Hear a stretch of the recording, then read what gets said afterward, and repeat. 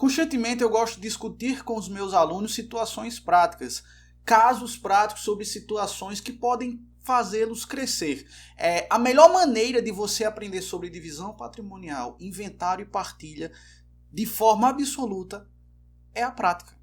É treinando e testando as respectivas divisões patrimoniais. E uma dessas foi esse caso prático que eu passo a expor. André e Ana casaram-se em 20 de janeiro de 2018. 20 de janeiro de 2018. Tudo bem? Deixa eu colocar aqui. Ana tem um filho de 30 anos com Pedro, de quem ficou viúva em 1995. Então, em 1995, Ana ficou viúva de Pedro. O nome desse filho é Evandro. Nessa primeira união, cujo regime era de comunhão parcial de bens, Ana adquiriu um apartamento e, após o casamento com André, adquiriu uma casa com recursos exclusivamente próprios. Ana faleceu em 15 de março de 2020, sem realizar inventário dos bens do primeiro esposo. Nessa situação, como ficará a divisão patrimonial? Isso é uma das dúvidas mais interessantes que eu tenho e gostaria de trazer para vocês, advogados. Olhem só, Ana tem um filho, o nome dele é Evandro, tudo bem? Ana ficou viúva em 1995. Ana adquiriu um apartamento e, após o casamento com André, adquiriu uma casa. Então, nesse primeiro casamento, nesse primeiro momento, onde Ana estava casado com Pedro, não André, Ana adquiriu um apartamento, certo? E após o casamento com André, que é o atual esposo antes do falecimento, ela adquiriu uma casa com recursos exclusivamente próprios. Ana faleceu em 15 de março de 2020, sem realizar inventários dos bens do primeiro esposo. Como funciona essa divisão? Olha só, Ana primeiro foi casada com Pedro. Nesse casamento eles construíram um patrimônio, e esse patrimônio foi um apartamento.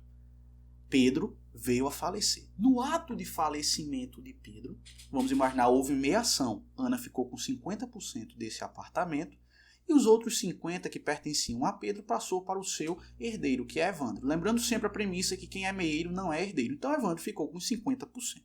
Tudo bem. Isso porque a sucessão se transmite desde o momento da morte. Só que o que acontece? Eles não realizaram o inventário e partilha. Anos depois, Ana vem casar com André. Ao longo dessa união, eles constroem um patrimônio, que é o quê?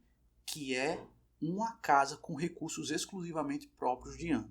E agora Ana faleceu. Quem ficará com essa casa? O grande questionamento está na casa. Primeira coisa, Ana casou novamente com André sem realizar o inventário. Então temos a disposição que eu trouxe para vocês aqui, artigo 1523 do Código Civil. Isso é uma das condições suspensivas de casamento. O viúvo ou a viúva que tiver filho do cônjuge falecido. Quem é o filho aqui? Evandro, enquanto não fizer o inventário dos bens do casal e der partilhas aos herdeiros. Nessa situação não foi realizado a partilha. Logo, o casamento entre Ana e André é de separação obrigatória de bens. E como é que funciona o regime de separação obrigatória de bens? No regime de separação obrigatória de bens, com o término da respectiva união, através da morte, que foi o caso, cada um ficará com sua parte. André, com tudo aquilo que ele trouxe para a união, e Ana também. É a melhor maneira até de tratar da forma mais simples. Só que ocorre o seguinte, nessa união houve a compra de uma casa. A nossa jurisprudência pátria admite a divisão de patrimônio dentro da separação, desde que seja demonstrado que ambos os cônjuges, que seja André e Ana, concorreram para a compra desse imóvel. Ou seja, André pegou sua poupança, a Ana também, juntos compraram essa casa. Só que no presente caso, é informado que tão somente Ana despendeu quantias para a compra desse imóvel. Então, esse imóvel é exclusivamente seu. Com a morte de Ana, em razão do regime de separação, André não terá direito a receber, pois é uma separação legal. Quem receberá o respectivo apartamento é o seu descendente. No caso, o nosso querido amigo Evandro. Essa é a situação. Diversos institutos do inventário e partilha foram trazidos, e essa É a minha ideia quando eu trago casos práticos dessa natureza. Fazer você passear por dentro de todo o regime de partilha e sucessões. E uma das coisas que eu mais prezo é o conhecimento conjunto, para assim você obter sucesso no inventário e na partilha.